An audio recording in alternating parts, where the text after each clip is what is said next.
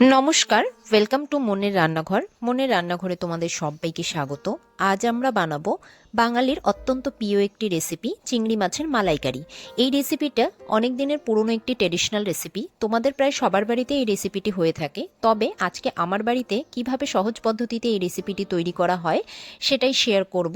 চলো তাহলে দেখে নেওয়া যাক আজকে রেসিপিটি কিভাবে তৈরি করা হচ্ছে। চিংড়ি মাছের মালাইকারি বানানোর জন্য এখানে আমরা 6 পিস চিংড়ি মাছ নিয়ে নিয়েছি। চিংড়ি মাছটাকে ভালো করে কেটে ধুয়ে পরিষ্কার করে নেওয়া হয়েছে। এখন চিংড়ি মাছটাকে ম্যারিনেট করে নিতে হবে। তার জন্য দিয়ে দিলাম পরিমাণ মতন লবণ আর পরিমাণ মতন হলুদ দিয়ে মাছটাকে খুব ভালো করে মেখে 3-4 মিনিটের মতন রেখে দিলেই হয়ে যাবে। এরপর একটা পেস্ট বানিয়ে নিচ্ছি।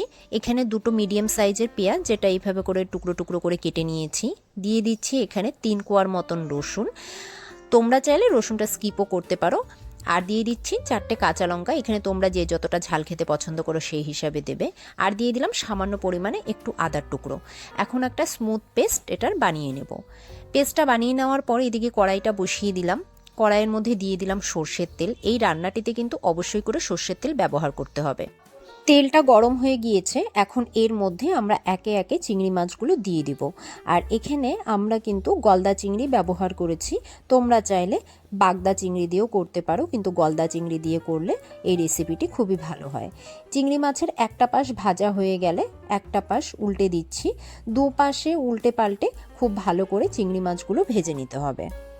চিংড়ি মাছগুলো ভাজা হয়ে গিয়েছে, এখন তেলের থেকে চিংড়ি মাছগুলোকে তুলে নেব।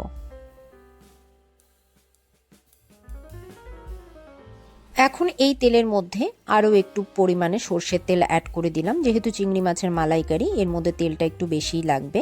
এরপর ফোড়নে দিয়ে দিলাম 3টে এলাচ আর একটু সামান্য পরিমাণে দারুচিনি। তেলের থেকে একটা সুন্দর গন্ধ বেরিয়ে গেলে এর মধ্যে পেঁয়াজ, আদা, রসুন, কাঁচা লঙ্কার যে পেস্টটা করে রেখেছিলাম সেটা অ্যাড করে দিলাম। আর দিয়ে দিলাম সামান্য পরিমাণে একটু জল। এখন গ্যাসের ফ্লেমটা মিডিয়াম টু লোতে রেখে পেঁয়াজটাকে খুব ভালো করে কষিয়ে নেব, যতক্ষণ না পর্যন্ত পেঁয়াজের কাঁচা গন্ধটা চলে যাচ্ছে। একটু সময় নিয়ে পেঁয়াজটাকে ভালো করে কষিয়ে নিতে হবে। প্রায় 4-5 মিনিটের মতন পেঁয়াজটাকে কষিয়ে নেওয়ার পর এর মধ্যে দিয়ে দিচ্ছি টমেটো পেস্ট। এখানে আমরা একটা ছোট সাইজের টমেটো নিয়েছি, টমেটোটাকে পেস্ট করে নিয়েছি। তোমরা চাইলে এটা স্কিপ করতে পারো, তবে দিলে ভালো হয়। এরপর টমেটোটা দেওয়ার পরও আবার 1 থেকে 2 মিনিটের মতন একটু কষিয়ে নিয়ে কিছু গুঁড়ো মশলা অ্যাড করে দিচ্ছি। দিয়ে দিচ্ছি পরিমাণ মতন হলুদ, হাফ চামচ জিরে গুঁড়ো আর 1 চামচ কাশ্মীরি লাল লঙ্কার গুঁড়ো।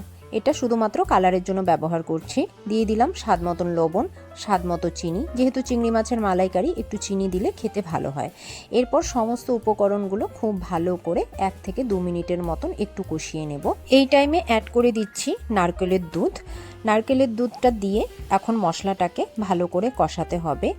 আমরা এখানে ছোট সাইজের একটা নারকেল নিয়েছি। নারকেলটাকে কুড়িয়ে নিয়ে গরম জলে ভিজিয়ে রেখে মিক্সারে গ্রাইন্ড করে তারপর আমরা নারকেলের দুধটাকে বের করে নিয়েছি। তোমরা চাইলে এখানে রেডিমেড যেটা নারকেলের দুধ কিনতে পাওয়া যায় সেটাও তোমরা ব্যবহার করতে পারো। এখন এই নারকেলের দুধটা দিয়ে খুব ভালো করে মশলাটাকে কষাতে হবে। আর এই টাইমে আমরা কিন্তু একটু ঢাকা দিয়ে দেবো করে, কিন্তু গ্যাসের ফ্লেমটা মিডিয়াম টু লোতে থাকবে। মাঝে মাঝে কিন্তু একটু চেক করে নিতে হবে যাতে করে আবার নিচ থেকে লেগে না যায়। প্রায় 4 থেকে 5 মিনিটের মতন আমরা এভাবে করে মশলাটাকে কষিয়ে নিলাম। যখনই তোমরা দেখতে পারবে যে মশলার থেকে তেল ছেড়ে গিয়েছে, তখন সেই টাইমে যে নারকেলের দুধটা আছে সেটা আমরা এর মধ্যে অ্যাড করে দেব। আমাদের এখানে প্রায় 200 থেকে 250 গ্রামের মতন আমরা নারকেলের দুধ ব্যবহার করেছি। প্রথমে 50 গ্রামের মতন আর পরে 200 গ্রামের মতো। এখানে তোমরা যে যতটা গ্রেভি পছন্দ করো সেই হিসাবে নারকেলের দুধটা ব্যবহার করো। আর যদি তোমাদের মনে হয় এখানে আরও একটু গ্রেভির প্রয়োজন আছে, তো সেক্ষেত্রে তোমরা ঘরে থাকা যে নর্মাল দুধ আছে সেটাও ব্যবহার করতে পারো।